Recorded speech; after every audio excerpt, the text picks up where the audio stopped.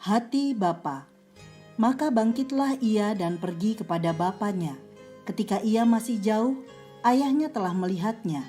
Lalu tergeraklah hatinya oleh belas kasihan. Ayahnya itu berlari mendapatkan dia, lalu merangkul dan mencium dia.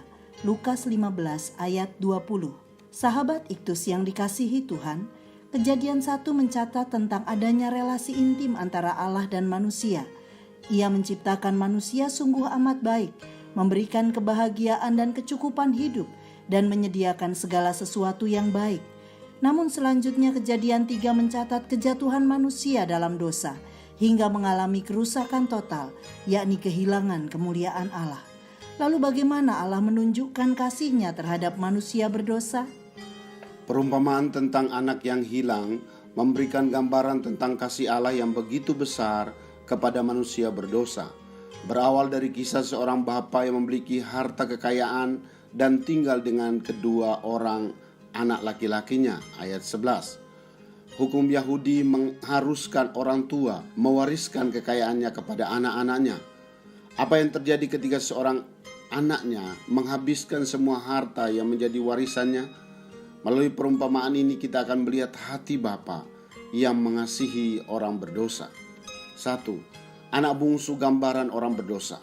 Setelah sang bapa menuruti permintaan anak bungsu untuk memberi kepadanya bagian warisannya, ia menjual segala miliknya lalu pergi meninggalkan bapaknya ke negeri yang jauh dan berfoya-foya. Ayat 13 dan ayat 30. Ia tidak merampok, menyakiti atau membunuh bapaknya. Ia hanya menjauhinya dan tidak mempedulikannya. Gambaran keinginan manusia untuk menjadi tuan atas dirinya sendiri dan meninggalkan Tuhan. Bermula dari Taman Eden, ketika Adam dan Hawa ingin menjadi sama dengan Allah, dan selanjutnya manusia memberontak kepada Allah. Ayat 14-16 mengemukakan akibat dosa yang dilakukan oleh manusia. Setelah hartanya habis, terjadi bencana kelaparan. Ia menjadi melarat dan miskin. Bahkan ia terpaksa menjadi penjaga babi, pekerjaan yang hina.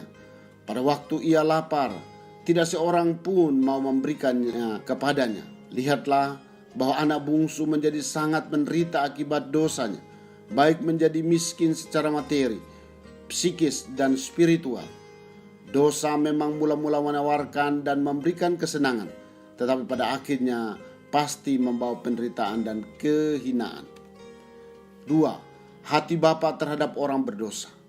Sang bapa menunggu kedatangan anaknya. Ayat 20 menyatakan ketika ia masih jauh, ayahnya telah melihatnya. Ayahnya itu berlari mendapatkan dia. Kerinduan yang begitu besar dapat terlihat melalui gambaran ayat ini. Bapa menantikan anaknya kembali. Kerinduan Tuhan untuk orang berdosa kembali kepadanya. Dalam ayat ini juga disampaikan bahwa ia tergerak oleh belas kasihan.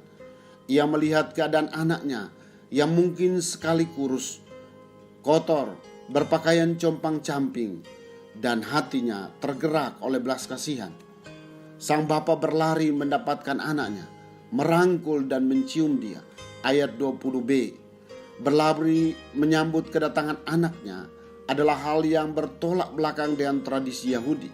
Karena seharusnya anaknya yang berlari menghampiri bapaknya. Bahkan ia merangkul dan menciumnya. Menciumnya dengan keras, dengan sungguh-sungguh. Inilah tindakan memalukan yang dilakukan oleh sang bapa karena kasihnya kepada anaknya yang hilang. Ia rela merendahkan dirinya demi menyambut anak itu. Tindakan kerendahan Allah yang demikian rupa dengan datang ke dunia, menjadi sama dengan manusia dan mati di kayu salib demi keampunan dosa. Sang bapa menerima anak bungsu itu sebagai anaknya.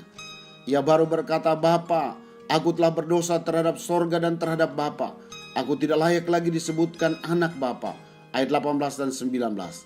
Tetapi bapaknya justru memerintahkan supaya anaknya itu diberi jubah, cincin, sepatu. Ayat 22.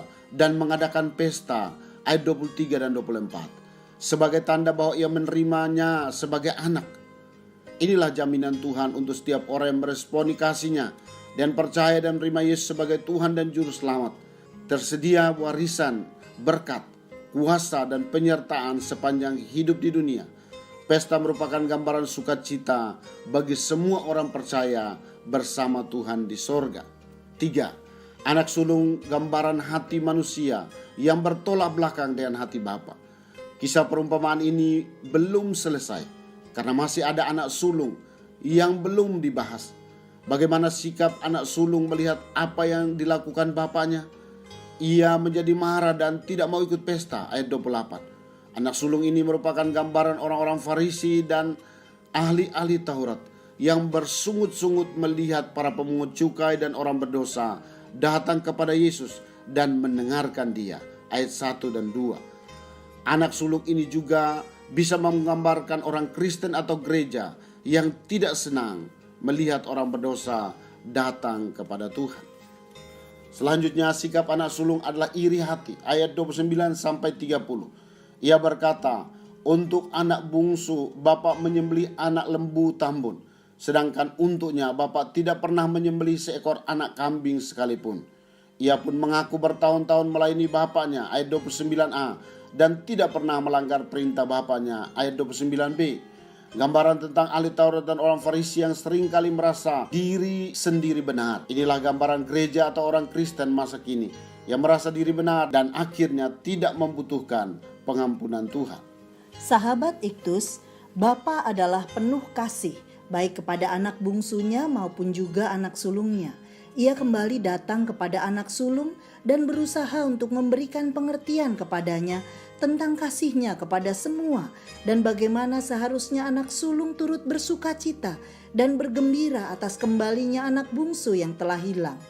Inilah hati Bapa yang menginginkan semua orang menerima anugerah keselamatan dan bagaimana ia pun ingin agar kita, yaitu gerejanya, merindukan keselamatan jiwa yang terhilang.